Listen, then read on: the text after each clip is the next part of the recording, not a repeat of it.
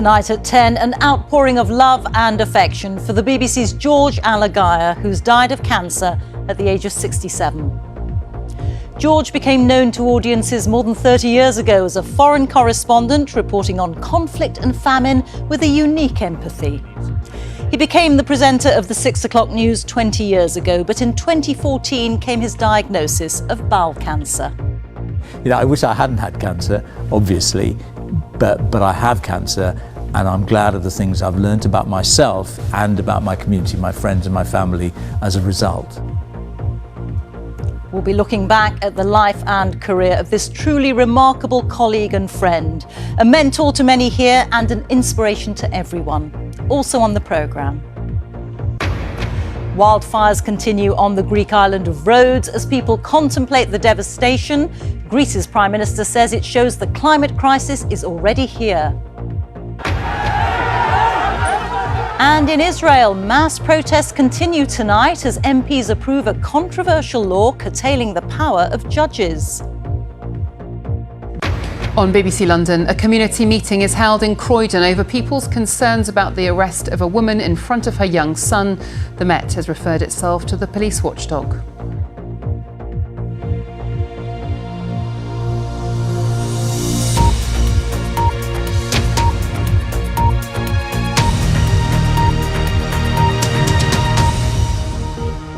Good evening and welcome to the BBC News at 10. Tributes filled with love, affection and admiration have been pouring in for our beloved friend and colleague George Alagiah, who's died at the age of 67, 9 years after being diagnosed with bowel cancer. He was a foreign correspondent at heart, but for the last 20 years he was the face of the news at 6. The audience loved him and we loved him. Our colleague Alan Little, who was George's close friend, has been looking back at George's remarkable life and career. 3, 2, 1, go take. At 6 o'clock, the ground war on Iraq has begun. Millions knew him as the face of the 6 o'clock news. Good evening and welcome to the 6 o'clock news. And for his calm, unflappable authority. Good evening and welcome to the BBC's News at 6. He was born in Sri Lanka in 1955 to Christian Tamil parents. As a child, the family moved to Ghana. This is the road. And he was swept up in the early optimism of a young nation newly independent of British colonial rule. We knew that Africa was going to be united and that Ghana and this country was going to be at the centre of it. I mean, I think that was a kind of dream. At 11, he was a migrant again, this time to England, where his parents enrolled him in a Portsmouth boarding school. Here, though there was some racism, he learned to adapt to a new culture and to thrive. At Durham University, he met his wife, Frances. I think when we got married, we were aware of a sort of meeting of cultures. You can see that in the wedding photos. We've got 2 sons, Adam and Matthew. In a turbulent and often dangerous working life, she and their 2 boys were the still and unwavering centre of his existence, his solid ground. And welcome to the Rainbow Nation. For just over a year now, South Africa has been my base as the BBC's Africa correspondent. I knew George as a foreign correspondent. We worked together in Africa, the continent whose fate ran through his life like a thread through cloth. Right, so this is where your house, eh? Oh, it's nice. It's nice. I thought of him as a kind of mentor. I was inspired by his example. He was brave, calm and kind. Okay, you get the water from here and do that. I admired his gift for reaching into the hearts of those caught up in war or natural disaster, winning their trust even at the worst moments of their lives. In a refugee camp in eastern Zaire, hundreds were dying every day of preventable illness. I asked her what she wanted from life. A job, she said, so I can look after little Petty. In Somalia, he met a woman whose 10-year-old daughter had just died. His own children were about the same age. It seemed wrong to be there at what should have been a moment of private grief. She said it was all right if it might help to save her other daughter. I haven't the heart to count and it doesn't really matter. There were moments when he crossed the line between merely witnessing and actively intervening in the pain of others. We took those we could manage to the French military hospital. At times like this, it's impossible not to cross the line that divides us, the observers, and those we observe. The Rwandese translator we worked with then, Seth Ngarambe, told us his Tutsi wife had been murdered by Hutu extremists, but he was later accused of complicity in her murder and jailed. George wanted to know the truth, however painful, and went to find him in prison. The nature of their reunion, the power of it, says something profound about the George we knew and his extraordinary talent. You're looking well, looking better than I thought. Yes. Hey? Come, Seth, can we go and talk somewhere? Diamond, it's wonderful. He even charmed men at the heart of Sierra Leone's normally secretive diamond trading business.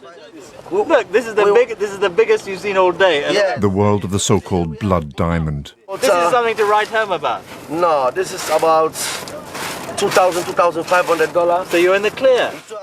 In Ghana, he went back to his old school. Somewhere in here is me. Go on. Yes? Well done. He would later say that he was destined to spend his adult life in Africa dispelling the dream he had nurtured so carefully as a child. He was in Johannesburg in the Mandela years, a time of bright promise. Mandela, in his 70s, was about to remarry. And now, sir, the future, you're a man in love? It is a wonderful moment for me, as anybody else, to be in love. When he returned to the UK, he brought to the studio a wealth of wisdom and experience gathered over years on the road. Though in the seconds before his first 6 o'clock news, there was some trepidation. At 6 o'clock, these are tonight's top stories.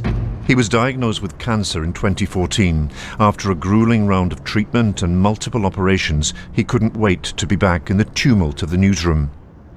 He was deeply moved by messages of support and affection sent in by countless viewers he'd never meet. And on his first day back, made this small concession. And I just want to say it's good to be back with you. That's all. Off-screen, George was funny, clever, a generous and confiding friend, and full of energetic hope. There was something infectious about his optimism. You always walked away from time with George feeling better about the human race and the world in general. And that's the BBC's News at 6. The migrant boy whose family left Sri Lanka with nothing found his home in a changing Britain, and he took this country to his heart. It's goodbye. The news continues, though, here on BBC One. I watched George for years up close and thought this of him, that people wanted to tell him their story because in his journalism they saw the outstretched hand of a shared humanity and of solidarity. And Alan joins us now from his home. You've been remembering George to audiences all day, Alan. What was it that made him so special? Well, the quality that he had that made him such a special reporter is the same quality that made him a very fine human being, which was empathy. I watched him and marvelled at his ability to reach into the hearts of people at the worst moments of their lives. He was interested in them. He wanted to tell their stories. He wanted to be the vehicle through which their voices would be heard. There was a word we used back then in the Mandela years from the Nguni languages of Southern Africa. The word was Ubuntu. There's no direct translation in English, but it meant a lot to George. I think it was his lodestar. And it carries the conviction that all human beings are somehow bound together in a shared responsibility for each other's welfare. And I think that was close, that the values that George lived and embodied can be summed up in that word. And I was new to Africa when I joined George there, and it ran through his veins. And I learned from him. What did I learn? That the best reporters are also good human beings. And there was something else as well. He knew Africa so well. He was wise, he was solid, he was nuanced and careful in his judgments, and he was generous. And I'm not ashamed to tell you, Reeta, that I felt looked after by him, especially at the beginning. And I thought that when I was with George, especially in dangerous and morally troubling places, that nothing bad could happen to me. So this was somebody I could look up to and whose success I could enjoy and celebrate without envy.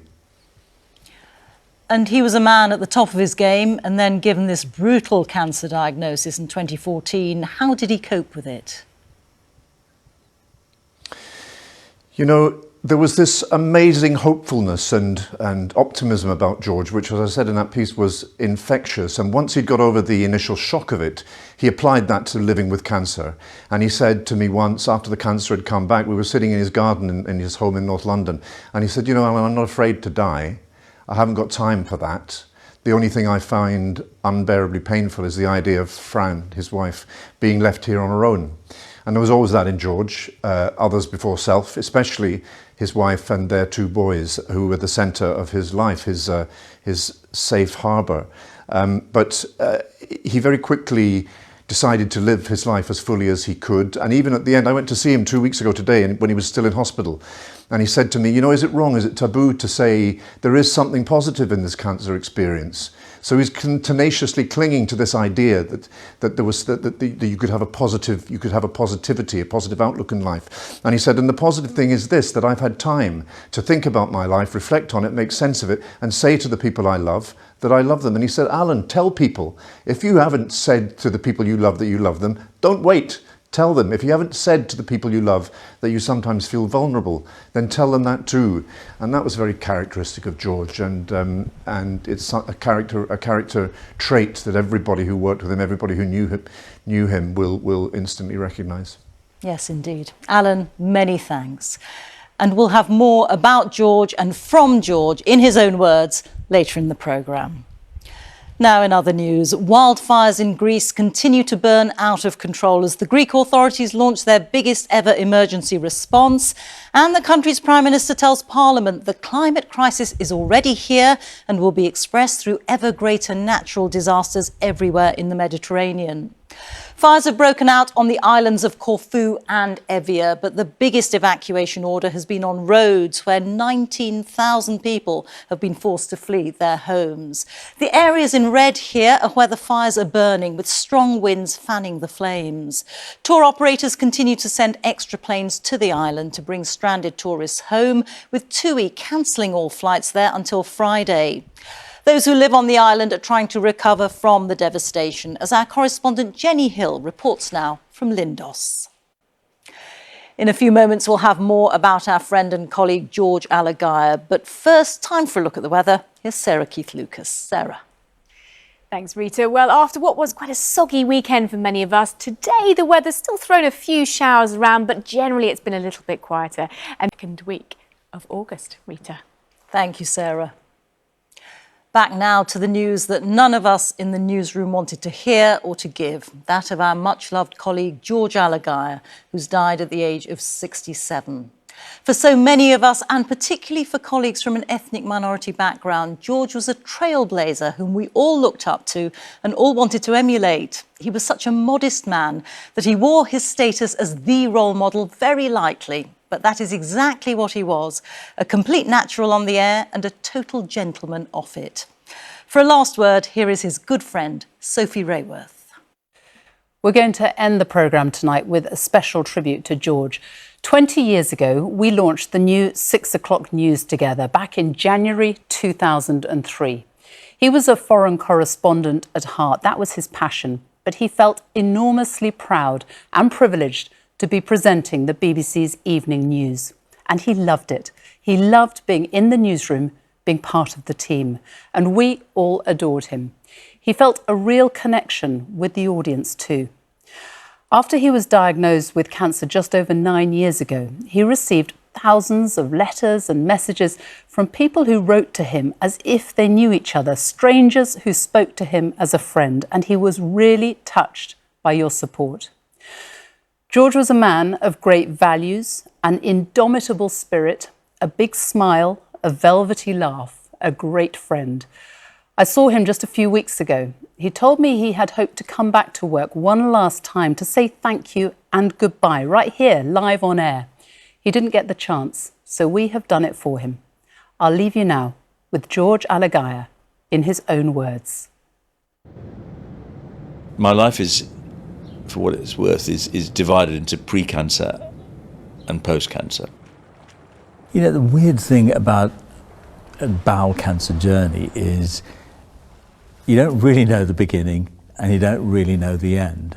So I know the day I was diagnosed with bowel cancer, but I don't know when it started, because I was at the top of my game. I was having a fantastic time at work, at home, and suddenly you hear those words, "I'm sorry to have to tell you, Mr. Alagiah, you've got bowel cancer." At first, when you're told, you don't know how to kind of respond, and it took me a while to understand what I needed to do. For me, I had to get to a place of contentment, and the only way I knew how to do that was literally to look back at my life. Actually, when I look back, I looked at my journey, where it all started, looked at the family I had, the opportunities my family had, and the great good fortune to bump into Fran, who's now been my wife and lover for all these years. The kids that we brought up, it didn't feel like a failure. You know, I wish I hadn't had cancer, obviously, but I have cancer, and I'm glad of the things I've learned about myself and about my community, my friends and my family as a result. I have got to a place is to see life as a gift, and rather than kind of worrying about when it's going to end and how it's going to end, I've got to a place where I can see it for the gift it is. I feel that gift keenly every morning.